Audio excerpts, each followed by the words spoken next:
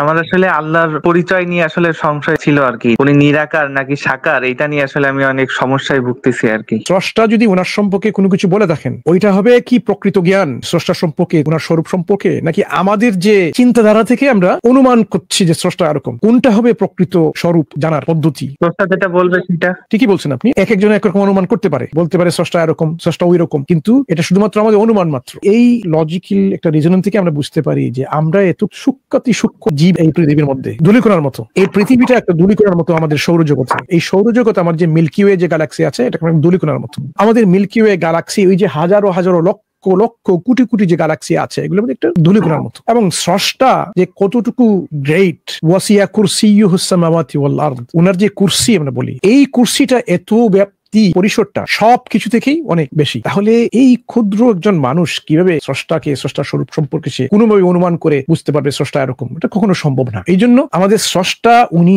নিজের সম্পর্কে যখন যা বলবেন সেটাই আমরা গ্রহণ করব।